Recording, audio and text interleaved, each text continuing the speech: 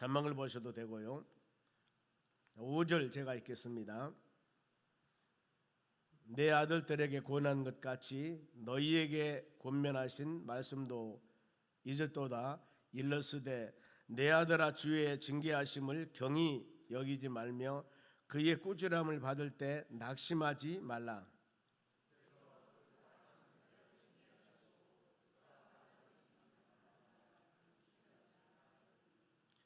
너희가 참음은 징계를 받기 위함이라. 하나님의 아들과 같이 너희를 대우하시나니 어찌 아버지가 징계하지 않는 아들이 있으리요.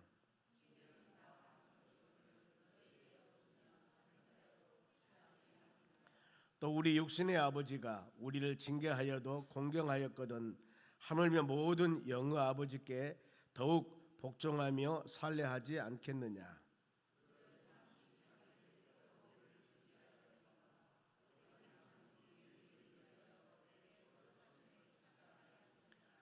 무릇 징계가 당시에는 즐거워 보이지 않고 슬퍼 보이나 후에 그로 말미암아 연단받은 자들은 의와 평강의 열매를 맺느니라. 같이 읽습니다. 너희 발을 위하여 곧은 길을 만들어 저는 다리로 하여금 어그러지지 않고 고침을 받게 하라. 아멘. 감사합니다. 이렇게 같이 나오셔서 오늘 이 하나님의 연단은 신앙 성숙의 과정. 그래서 연단이라는 단어는 하나님의 훈련을 말합니다. 8월 달에 여러분 7월 달부터 날씨가 덥습니다만은 이 더위가 있어야만이 모든 과일들이나 채소들이나 더 나가서 식물이 아름답게 풍성하게 자라는 계절입니다. 그래서 이 더위가 없으면은 큰일 나요. 만일에 7월 8월 달에 25도나 23, 4도 된다면 우리는 시원해 좋지만은 여러분 과일에 연결질 않습니다. 굉장히 어려운 자연의 큰 재해가 일어나 버려 보면은요. 물론 더위 나라에서 따뜻한 나라에서 과일을 가져오면 되겠지만 만일에 그런다면은요. 우리가 여름에 날씨가 더워야 됩니다. 많이 무덥습니다만은 더위는 많은 과일을 연결해 가기 위한 어떻게 하나님의 놀라운 준비 과정이라 할 수 있습니다. 그래야 하기 때문에 우리 신앙의 과정도 마찬가지거든요. 많은 이런 더위와 같이 많은 고난과 연단의 과정들이 있습니다만은 이런 과정들은 우리를 훈련하기 위한 하나님의 놀라운 과정들입니다. 만일에 이게 없다면 어떻게 되겠습니까? 신앙 연단과 훈련이 안 되는 거예요. 힘들고 지치고 어려운 상황이 다가와야만이 좋은 것이 어느 것인가를 알 수가 있습니다. 항상 좋은 환경만 살다 보면은 저런 환경도 있어 모르거든요. 그런데 어려운 환경에 사는 사람들은 좋음이 어떤 것인가를 알 수 있습니다. 즉 많이 배고파 본 사람들은 배불름의 진실한 가치가 무엇인가를 알 수가 있거든요. 호주머니에 요즘에는 카드를 많이 씁니다만은 호주머니에 돈이 지갑에 가득 차 있으면은 든든하듯이 여러분 그러는 거예요. 시편 119편 69절에도 고난 당하기 전에는 내가 그릇 행하였으나 고난 후에 온전한 믿음, 그리고 70절 말씀에도 고난이 유익이다. 이로 내가 주의 율례를 배우게 되었노라. 자, 믿음의 사람들은 그렇습니다. 많은 신앙의 연단 과정을 통해서 우리 신앙을 바르게 갖게 되는 거예요. 그래서 많이 더위나 우리가 다가오는 연단을 여러분들이 너무나 낙심이나 좌절하지 말고 감사한 마음으로 믿음으로 잘 이겨나가시기 바랍니다. 그러면은 오늘 말씀을 통해서 연단, 징계 때 어떻게 우리가 이것을 어떤 자세를 가지고 이걸 이겨나가야 할 것인가. 5절 중반절 보겠습니다. 내 아들아 주의 징계하심, 하나님의 연단입니다. 훈련이에요. 징계하심을 경히 여기지 말라, 가볍게 여기지 말라 그 말입니다. 가끔 그렇습니다. 신앙생활하는 여정에서 조심해야 할 부분들이 많이 있거든요. 보면 그런데 이것을 많이 너무나 가볍게 여기면은 안 된다는 것이죠. 하나님께서 우리를 연단하기 위해서 준 연단을 그냥 가볍게 여기지 말며 그에게 꾸지람, 책망합니다마는 꾸지람이라는 단어는 창피를 주다, 폭로하다는 뜻도 있습니다. 보면은 자, 이런 상황에 너무나 꾸지람을 받을 때 낙심하지 말라. 낙심하는 사람 풀어지다, 너무나 좌절하다, 이런 마음을 갖지 말라고 그랬습니다.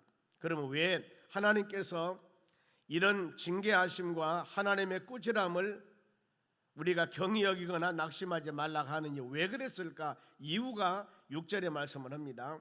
주께서 하나님이십니다. 그 사랑하는 자를 징계하시고 누구를요? 사랑하는 자. 하나님이 사랑하지 않으면은요 자로 나오나 치우치고 마음대로 살아도 하나님이 그대로 놔두는 거예요. 관심이 없으면은요. 사랑하는 자를 징계하시고 그가 받아들이시는 아들마다 채찍질하시며 하였느니라. 자, 이거 잘 우리가 묵상하셔야 됩니다. 하나님의 연단과 하나님의 징계를 감사한 마음으로 받아들일 수 있는 마음이 되어야 됩니다. 그런데 우리가 그렇습니다. 하나님께서 우리에게 많은 연단을 주면은 받아들임이 아니라 대항하거든요. 불평하거든요. 하나님, 내가 이렇게 믿음 생활 잘 해왔고 이렇게 헌신해 왔고 이렇게 지금까지 흔들림 없이 주일 성수 잘하고 11조 생활도 잘하고 믿음으로 살아왔는데 왜 나에게 이런 엄청난 일입니까 하고 원망할 때가 있습니다. 그런데 하나님 뭐라 하겠습니까? 사랑하는 자를 징계한다고 그랬습니다. 사랑하는 자. 그러면 이 연단과 훈련을 받을 때 하나님이 연단 과정을 통해서 좋은 열매를 맺을 줄 믿고 또 한 가지는 연단 과정을 통해서 내가 하나님과 관계에 무엇이 잘못됐는가 우리는 뒤를 돌아보면서 회개해야 된다는 겁니다. 그러죠? 그러면은 징계를 받아들이니 하나님께서 연단을 주었을 때 책망을 주었을 때 꾸지람을 주었을 때 받아들이니 이런 자들은 바로 채찍질하심이라 더 하나님께서 당금질하여서 믿음의 사람으로 사용하는 겁니다. 실례를 보면은 욥에게 하나님께서는 많은 고난을 주었습니다. 욥이 하나님을 원망했습니까? 하나님을 바로 배반했습니까? 아니잖아요. 받아들였지 않습니까? 주신 분은 하나님이시고 취하신 분은 하나님이고 그랬을 때 결국에는 많은 과정을 통해서 욥기 23장 10절 나의 가는 길 그거 아시나니 나를 연단하신 후에는 나를 정금같이 나오게 하실 것이다. 이렇게 욥이라는 사람은 신앙을 세워나갑니다. 그리고 귀로만 듣던 하나님을 내가 직접 눈으로 배웠나이다 하는 그런 놀라운 체험신앙을 갖겠다는 겁니다. 그런가 하면은 바울 사도와 같이 바로 하나님의 전도 사역을 동참했던 데마란 사람이 있습니다. 데마란 사람은 바울하고 같이 이 전도 사역을 하다가 바울을 떠납니다. 나 저 사람과 같이 사역하면 나 굶어 죽겠구나 그러고 떠나요. 왜 떠나냐면은 세상을 사랑하여 나를 떠났다고 그랬습니다. 신앙의 여정 과정을 갈 때 이와 같이 하나님께서 우리에게 주는 연단과 채찍이 있을 때 이것을 잘 믿음으로 받아들인다면 이것이 좋은 결과가 맺어지는데 바로 이것을 바로 불평이나 원망으로 받아들이면 이건 하나님을 등지게 되는 길이 되는 거예요. 혹시라도 우리의 삶 가운데 그런 하나님의 연단, 훈련이 있다면 믿음으로 잘 이겨나가시는 여러분이 되시기 바랍니다. 왜요? 우리를 사랑하시기 때문에 그러는 거 보면은요. 사랑하시기 때문에요. 그러면은 믿는 자들이 징계를 받는 이유 7절입니다. 중반절 보겠습니다. 하나님이 아들과 같이 너희를 대우하시나니 우리는 하나님의 아들입니다. 대우하다 그 말은 대하다 여기다. 하나님이 우리를 아들같이 여기고 대우하기 때문에 어찌 아버지가 징계하지 않는 아들이 있으리요. 아들이 자로나 우나 치우치거나 아들을 훌륭한 믿음의 자녀로 만들기 위해서는 뭔가 모르게 여러분 연단과 징계와 훈련이 있습니다. 학생들도 날마다 놀고 공부하지 않고 여러분 좋은 성적 나올 수가 있겠습니까? 안 되는 거예요. 다른 사람보다 더 바로 궁뎅이를 책상에 대고 열심히 공부해야 되고 회사 생활도 마찬가지입니다. 대충 그야말로 이 봉급만 받으려고 생각하면서 회사 생활하는 사람들 절대 좋은 승진할 수 없습니다.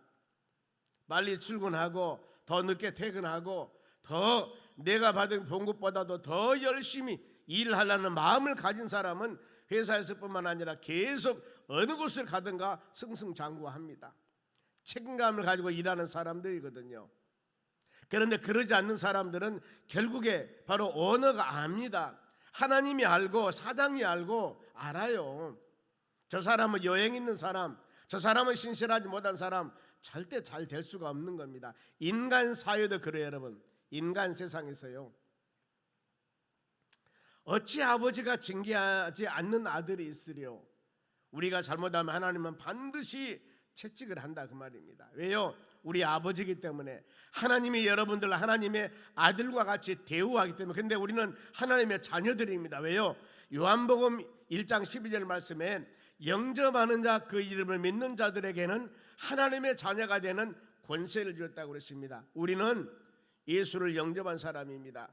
하나님 아버지, 나는 죄인입니다. 나의 죄를 예수님 십자가 죽으심을 내가 믿습니다.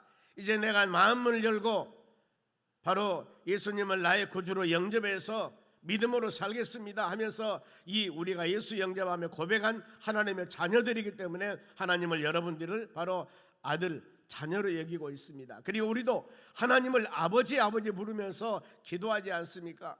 로마서 8장 15절에도 종의 영을 받지 아니하고 양자의 영을 받았으니 하나님을 아빠 아버지라 부르느니라. 성경은 이렇게 말씀해요. 이렇게 자식으로 하나님을 여기기 때문에 하나님이 자로 나오나 치우치면 그대로 놔두겠습니까? 연단하는 거예요. 하나님께서 연단. 그런데 하나님은 영이시기 때문에 직접 나타나서 이놈하고 바로 하시는 것이 아닙니다.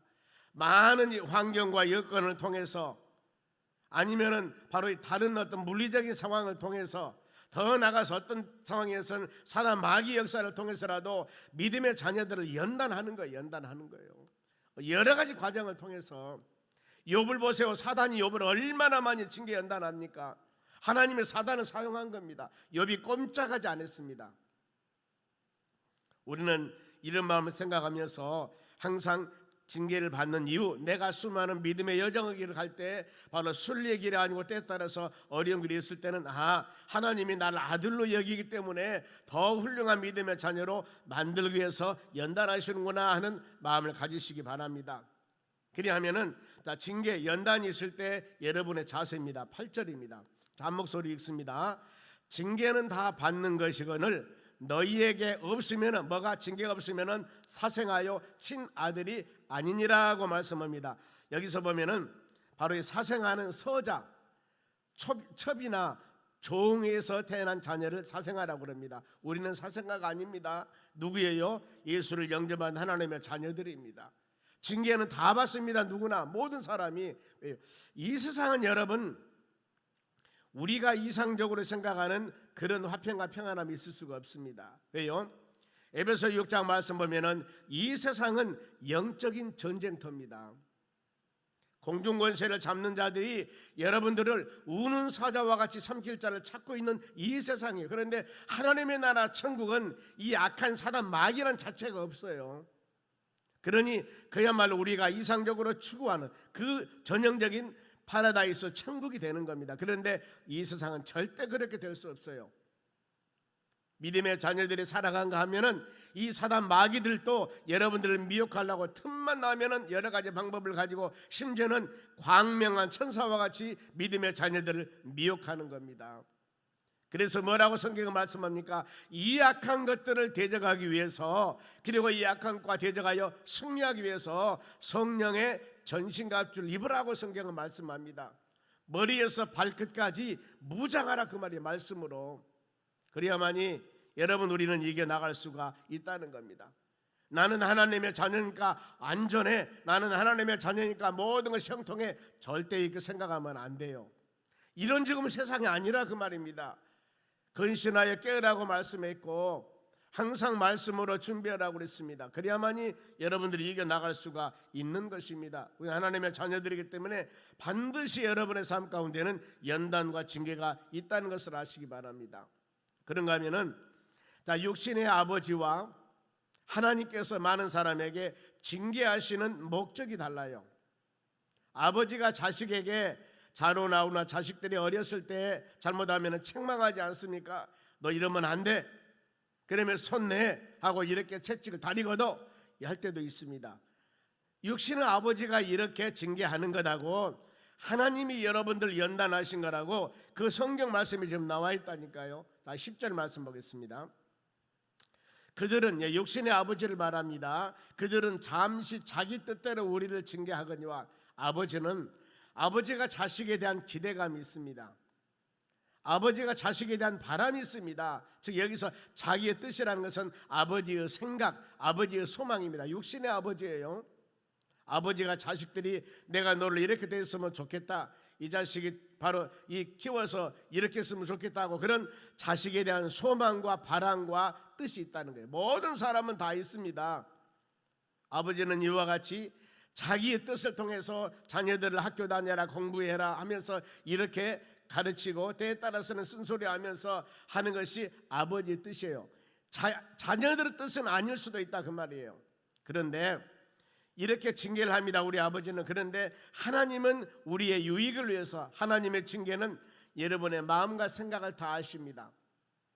때문에 하나님의 연단과 징계는 반드시 우리에게 유익이 되는 겁니다. 아버지, 우리의 육신의 아버지의 바로 이 연단이라고 징계라고 하는 것은 우리에게 유익이 되지 않을 수도 있을 때에 따라서는요. 그런데 하나님은 반드시 여러분에게 유익을 위하여 그의 거룩하심에 참여하기 위해서, 하나님은 거룩하신 분입니다. 하나님의 성품이 의롭고 성실하고 거룩하고 이런 여러 가지 성품이 있습니다만은 이렇게 거룩하게 성도로서 온전하지 믿음의 삶을 살기 위해서 하나님과 영적인 교제를 하려면은 여러분들은 거룩해야 됩니다. 왜냐하면은 하나님이 내가 거룩하니 너희도 거룩하라고 성경은 말씀하지 않습니까? 레위기 11장 44, 45절에 그럽니다. 하나님이 구별되고 거룩하니 그 하나님과 영적 교제를 하려면은, 하나님의 기도 응답 받으려면은, 하나님과 동행하려면은 우리가 거룩해야 된다니까요. 거룩하신 하나님이 같이 할 때 죄악이 충만하고 냄새나고 세상적인 사람과 같이 할 수가 있겠냐 그 말입니다. 할 수가 없는 거예요. 그래서 하나님과 함께 하려면 우리가 거룩해야 된다는 거, 구별되게 살아야 된다는 겁니다. 세상 방법대로 살아서는 안 된다는 거예요. 우리가 믿음의 사람들이고 하나님과 함께 해야 되기 때문입니다. 그의 거룩하심에 참여하시려면 우리는 이와 같이 거룩한 믿음의 삶을 살기 위해서 하나님은 우리를 징계하심을 꼭 마음에 새기셔야 됩니다. 그러면은 하나님을 징계할 때 어떤 마음을 가져야 되느냐? 우리는 꼭 열매를 바라봐야 됩니다. 그것이 바로 농부의 마음입니다. 농부가 농사를 짓니다. 씨앗을 뿌립니다. 뭐 때문에 씨앗을 뿌립니까? 심심해 뿌리는 게 아니에요.